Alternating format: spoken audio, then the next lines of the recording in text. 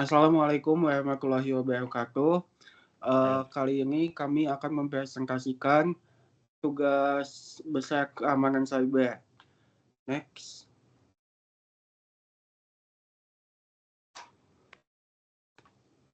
Di sini anggota kelompok kami ada M. Gozi Abdurrahman, Teku Zaki Aulia, Rehan Muhammad Altaf, dan Fadilah Hafif. Next. Di sini tugas satu yang akan dijelaskan terlebih dahulu untuk dengan sama Zaki. Oke, untuk tugas 1 yaitu protecting your digital feature, yang dimana pendahuluan itu yang aplikasi ini yang dianalisis merupakan aplikasi web yang sederhana untuk mengelola data mahasiswa dengan tujuan menganalisis celah keamanan serta menerapkan perbaikan agar aplikasi lebih aman. Jadi di sini kami mengidentifikasi apakah keamanannya baik atau cukup baik. Kalau misalkan kurang, kita akan memperbaikinya agar aplikasi tersebut lebih aman lagi. Dan untuk celah keamanan itu ada beberapa, antara celah autentikasi, celah XSS, celah SQL injection, celah validasi inputnya, di mana celah autentikasi itu aplikasi tersebut tidak memiliki mekanisme autentikasi dan otorisasi sehingga siapapun melakukan operasi CRUD pada data. Kalau untuk celah XSS itu input dari pengguna ditampilkan kembali ke halaman web tanpa proses sanitasi sehingga memungkinkan terjadi serangan cross-site atau scripting. Untuk celah SQL injection itu aplikasi yang menggunakan query SQL yang dibangun langsung dari input pengguna sehingga berpotensi dieksploitasi melalui serangan SQL injection. Kalau untuk celah validasi itu tidak terdapat validasi input yang memadai sehingga data dengan format tipe yang tidak sesuai tetap dapat diproses oleh sistem. Untuk selanjutnya bisa dijelaskan kembali lagi oleh saudara kita, Rehan Muhammad Altaf. Silakan. Oke. Di sini ada perbaikan sistem. Dari sisi autentikasi, kami menambahkan sistem login berbasis session. Nah, tujuannya tuh buat mastiin kalau cuma pengguna yang telah terautentikasi yang bisa mengakses fitur aplikasi sehingga akses oleh pihak lain bisa dicegah gitu. Kemudian ada perbaikan XSS atau cache scripting. Di situ kami sanitasi input dan HTML escaping. Langkah ini tuh buat mencegah script bahaya dari input pengguna untuk dieksekusi di browser. Kemudian ada perbaikan SQL injection. Di situ tuh kami mengganti query SQL yang sebelumnya dibangun langsung dari input pengguna kami, kita ganti dengan query kerisasi menggunakan ORM. Kemudian ada perbaikan validasi input. Di situ kita tambahin juga sehingga data yang dimasukkan itu sesuai dengan format dan tipe yang diharapkan sebelum diproses atau dilanjutkan ke database. Next.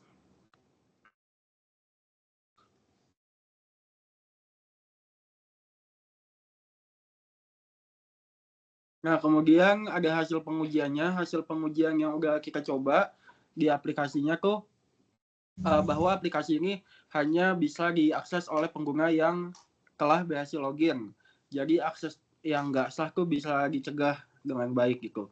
Pengujian ulang juga kita lakukan dengan menggunakan input yang berbahaya seperti cross-site scripting, dan hasilnya script tersebut tuh tidak bisa dieksekusi karena udah melalui proses sanitasi dan HTML escaping yang tadi udah kita buat gitu.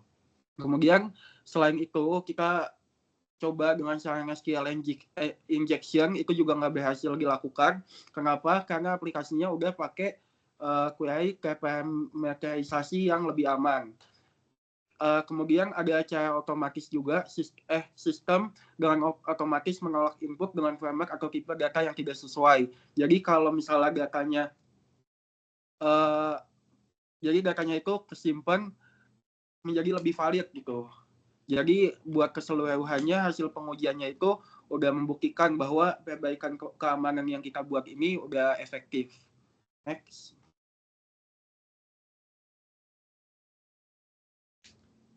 Nah, kesimpulan setelah pengujian dan celah keamanan dan lain-lain tadi, kesimpulannya itu dapat disimpulkan kalau penerapan mekanisme keamanan berhasil menutup celah-celah utama yang sebelumnya terdapat di aplikasi. Jadi kayak penambahan autentikasi, sanitasi input, validasi data, itu tuh kebukti kalau ningkatin keamanan aplikasi dengan signifikan gitu. Dengan adanya perbaikan yang tadi itu, aplikasi jadi lebih aman dari serangan umum pada aplikasi web seperti SQL injection yang udah dicoba, habis itu juga ada XSS, serta lebih siap digunakan dalam lingkungan nyata. Selanjutnya akan dijelaskan oleh Fadilah untuk tugas 2-nya. Ya, di sini untuk tugas 2 forensik digital. Next.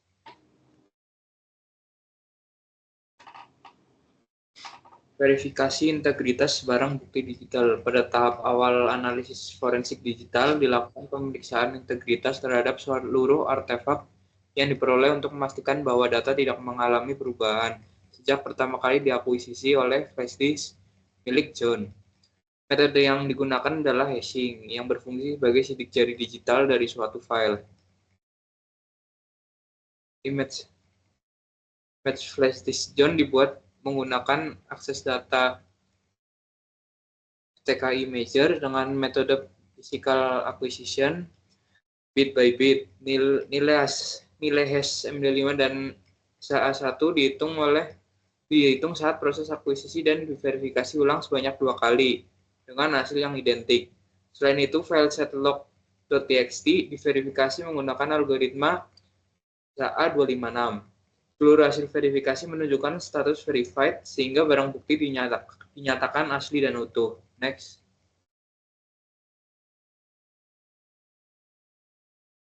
Kedua itu ada identifikasi peristiwa penting dalam kasus. Berdasarkan analisis artefak yang tersedia, terutama setlog ponsel John dan image flash disk, dapat diidentifikasi beberapa peristiwa penting yang berkaitan langsung dengan kebocoran dokumen rahasia perusahaan. Peristiwa tersebut dimulai dari permintaan akses dokumen hingga upaya penghapusan data. Peristiwa penting meliputi permintaan akses dokumen rahasia pada 1 Desember 2024. Penawaran imbalan sebesar 500 juta, persetujuan John untuk membantu, percobaan akses sistem internal, keberhasilan memperoleh dokumen pada 6 Desember 2024, pemberian password kepada pihak luar, serta upaya penghapusan isi flash disk setelah kejadian. Next.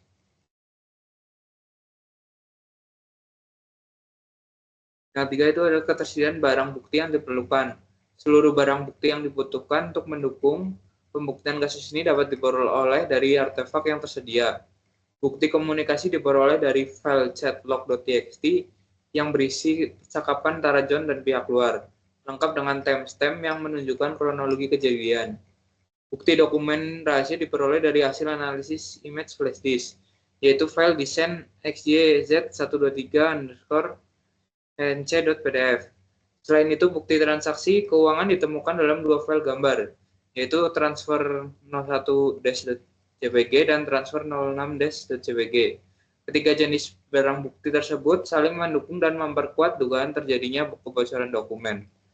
Selanjutnya akan dijelaskan oleh Ya, selanjutnya adalah langkah-langkah investigasi forensik. Proses investigasi ini diawali dengan pengumpulan barang-barang bukti digital berupa hasil image dari flash disk dan juga log dari file chatting hasil bos dan seorang tersangka tersebut. Setelah itu dilakukan juga pengecekan integritas menggunakan hashing untuk memastikan keaslian data tersebut. Kemudian barang bukti flash disk dianalisis menggunakan autopsi dengan menjalankan model ingest untuk file system analysis dan file recovery. Sementara itu chatlog dianalisis secara manual untuk mencari kata-kata kunci. Kemudian hasil analisis ini dikorelasikan untuk mengidentifikasi hubungan antara komunikasi, dokumen, dan transaksi yang telah terjadi.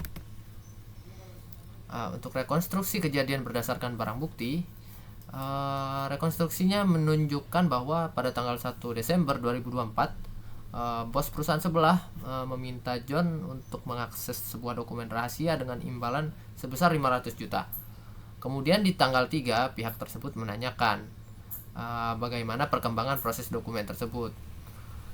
Dan kemudian pada tanggal 6 Desember 2024, John berhasil memperoleh dokumen rahasia yang diminta tersebut.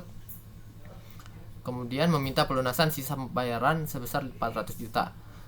Sebelumnya bosnya telah memberikan uang DP kepada John sebesar 100 juta, sehingga total semua menjadi 500 juta. Kemudian John memberikan password dokumen setelah dana itu diterima. Seluruh rangkaian ini didukung oleh bukti chat file dokumen yang telah dihapus, dan juga bukti transfer yang telah dihapus, yang telah direcover kembali. Analisis 5W plus 1H dalam kasus kebocoran dokumen ini. Dokumen rahasia yang bocor ini adalah berisi desain quantum processor versi 1.0 yang dikategorikan sebagai top secret oleh perusahaan. Kebocoran ini terjadi pada malam hari pada tanggal 6 Desember 2024 yang didasari oleh timestamp percakapan dan aktivitas file. Kebocoran ini terjadi karena akses internal yang dilakukan oleh John. Kemudian dokumen itu diunggah ke dalam cloud storage dalam keadaan yang terenkripsi dan dibagikan kepada pihak luar. Kemudian dokumen dapat diakses melalui tautan cloud yang dikirimkan melalui aplikasi chat. Kemudian pihak luar dikenal sebagai bos sebelah. Dan motif utama dari kebocoran itu adalah keuntungan finansial bagi John. Oke, sekian dari kelompok kami. Kurang lebih mohon maaf. Assalamualaikum warahmatullahi wabarakatuh.